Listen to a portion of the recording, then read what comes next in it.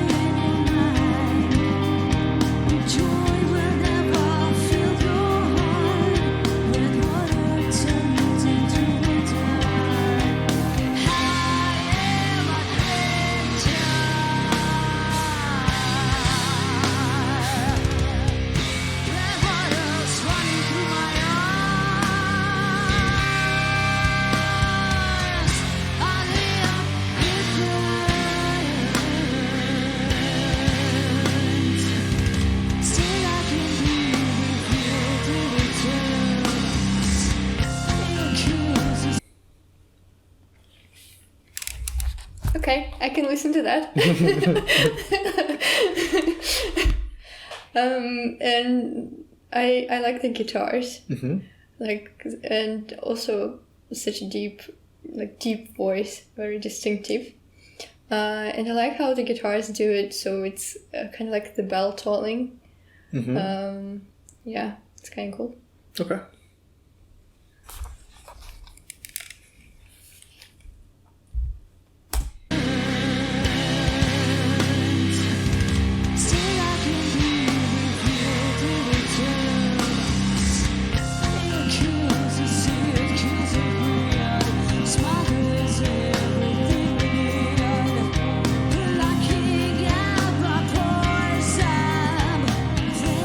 So to the stars.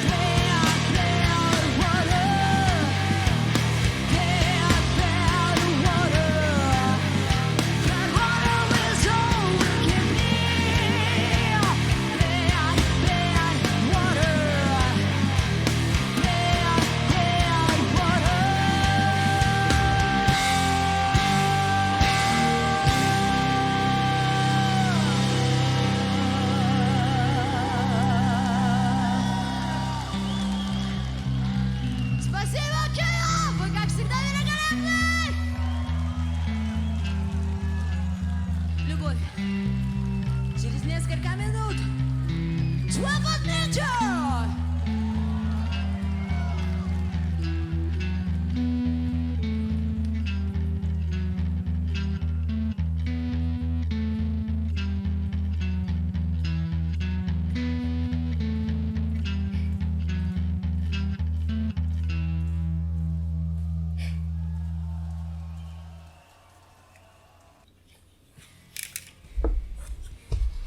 Okay, it's good. You like it? Yeah, I do like it. I think like the music got more complicated than we listened to before. I liked that part when like there was such a discord in instruments, and then there was voice, like she was singing through it. There was not actually a melody per se.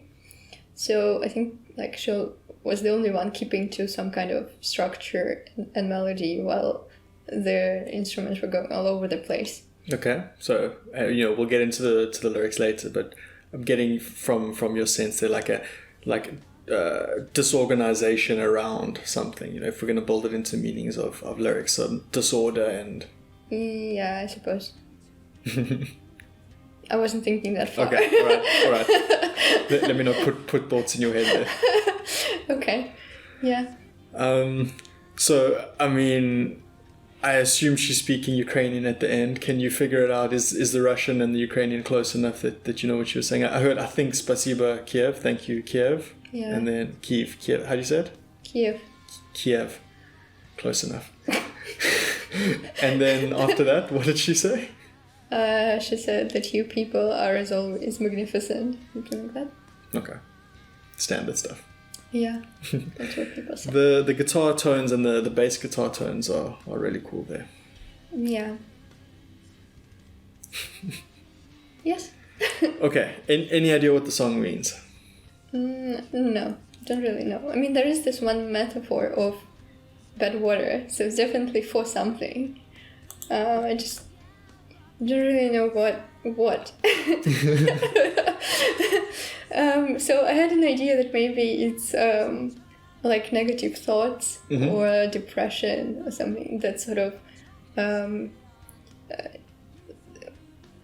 destroys all the efforts, basically. So whatever ideas about life you have, just basically wipes them all out and leaves you with nothing, but then it comes back. So it's not like you're depressed for a period of time and then it's over and then you can go on with your life. It just keeps coming and coming back, and sort of this comparison with a jar, so that it keeps being refilled. Yeah. So that it just doesn't end. Agreed.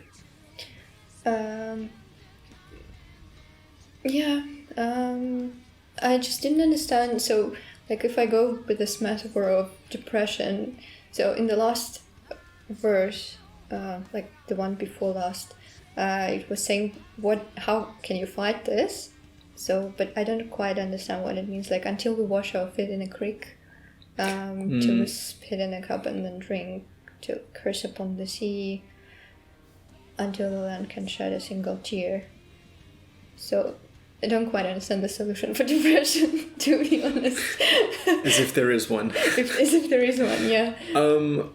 Okay, so from my side now, I mean, I've heard the song many times, but regular viewers will know I don't really pay attention to the lyrics when I'm enjoying music. I more just enjoy the instrumentals, the way things sound, the vocal performances. So like now reading through it is more or less the first time I've actually paid attention to the lyrics.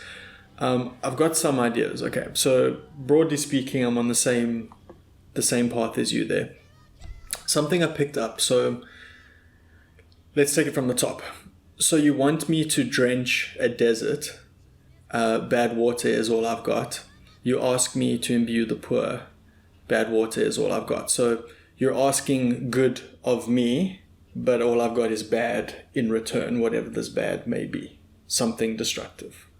Now that's from my perspective. Then it goes on to say, so you want to perceive your life. Bad water is in your mind. joy will never fill your heart. Red water turns into the tar. So first time I'm reading that, I'm thinking, okay, this is someone else. It's a relationship. So it's like one person has destructive sides to their personality, but then she is saying back at the other person, but actually so do you. Now that's what I thought the first time I was going through it. Now we get through everything else. I'm actually wondering if both are talking about her just in like the third person. So, because in the beginning it's clearly her, but now when it switches over the perspective, it's saying, so you want to perceive your life. Now, for me, that's talking about self-awareness, right? So I think that's actually, now maybe I'm completely wrong here, but what I'm thinking is that it's a really cool thing that now she's talking about self-awareness, and when she's talking about self-awareness, she's changed the perspective of who the song's talking about. I don't know, maybe I'm giving her too much credit there, but maybe that's exactly what she's going for. Like, to me, that seems really cool. Like, that would be a really cool thing to do. To now be in a place of self-reflection and talking about yourself, or reflecting upon yourself in the third person. Then yes, we get into the bits that you've described about the cracked jar, bad water running through my eyes. So crying, I think the bad water running through my eyes, this bad water, this negativity is coming out through tears. It's causing you to cry. Yeah, but then there is this verse that's not actually about just a person. It's about like a community, about people in general. So when I was like listening through this part, I was thinking maybe it's like more than depression. Maybe it's some kind of a global problem. Okay, what was giving you a sense of community here? Because it's like our lips, our mouths. If only we took one last sip. So it's like everyone. Could be. One possible interpretation. If I think back to the story that I was weaving in my head there, perhaps it's now just taking both perspectives of talking about me in the first person, also talking about me in the third person, and making it a collective now, like trying to make it one whole instead of being like a split, fractured person. We're trying to fix, I say my issues as one, perhaps. So because it says our, that's why the first time when it was going through, I was thinking a relationship like me and someone else, like my significant other or whatever. But now we're taking it through down this other path of actually just both perspectives referring to me. I don't know. Maybe it is a sense of community. Not like a community, but I mean, it's like a plague or something. Okay. Of biblical, like in biblical sense. Because, like everything is drying out and our mouths are made of chalk and sand and we can't sort of refill ourselves. So maybe it's, I don't know, maybe it's describing some global problem like consumerism or something, or maybe mental health became such a large issue in our generation that and this verse is actually about that. Okay, could be. Let's continue through the song with our different trains of thought and see where we lead. So if I bring it back to then the tears being all the badness coming out, the way that I'm reading this now is, so it talks about flakes of salt, right? Now when you cry, cry salt. So what I'm thinking is that, and it says that the salt is drying everything up, destroying things. Yeah, basically you're just crying so much that you dry yourself. Well, yes, but then I'm also wondering if I'm almost seeing the salt as like baggage, like the repercussions of all this damage that's been done, all this badness is coming out, and this is like the destructive stuff that's left behind, maybe destructive personality traits or destructive thoughts or something like that. And now we've got all this residue, this bad residue left over from the sort of trauma that we've gone through. And so now our mouths are just made up of chalk and sand, and we're just like so overwhelmed by all this destruction that's occurred to us. Yeah, so then going back down, and I'm going to tie that in. So you asked with that second last bit, where it says, till we spit in a cup and then drink, etc., etc. You know, it's just going to continue. So what I'm thinking is, if we spit in the cup, we spit those salt flakes off into a cup and drink them, i.e., we become one again. We take back, or remove all this baggage that's holding us back, and until we clear all this destruction that all this has caused, we're just going to be in the same place. And so how to fix the depression, suppose, is to get over or is to absorb the baggage, put it back where it was, fix it. I'm not really sure about that, because I think that here it's a contrast between like the salty water, like the seawater, that you can't drink it. So the salty and the pure water. So basically all is drying out, because if you like drink this bad salty water, it's just gonna kill you. But here it says like washing your feet in a creek. Creek is fresh water, fresh and clear, and also like spit and drink. It's also actually clear water, rather than salty. If we're saying I'm completely wrong and it's not the salt, like the salt flakes that you're putting back on, okay? And then we curse upon the sea because it is that bad salty water, until the land. Well, this one I'm confused. Until the land can't shed a single tear. I'm not sure about that either. Yeah. So it's like switching from this salty water to the pure one, but I don't really see how like practically it is done and what it refers to, Yeah, all that's coming to mind is, I suppose, just getting rid of negative influences and having positives, surround yourself with positivity. That's the best I've got. I'm not sure. Yeah, I suppose, till we sort of reject it. What's quite interesting to me, I'm not sure what this distinction means, but in the beginning she talks about, I am a cracked jar, bad water's running through my eyes. But then a little bit later it says, the sky is a cracked jar, bad water's running through the clouds. So first it was talking about tears, then it's talking about rain. But I don't know, maybe... No, I've got nothing. I was thinking maybe that rain becomes the clear water, but at that part of the song it's still talking about negativity. So I'm not sure. Well, I'm not gonna dare say that it's about religion, I wasn't getting anything religious out of this at all. But maybe I've completely missed the point. I don't know, but seriously, I'm confused. Because washing the feet, it's also it's like a biblical scene. See where you're going with that? Oh, okay.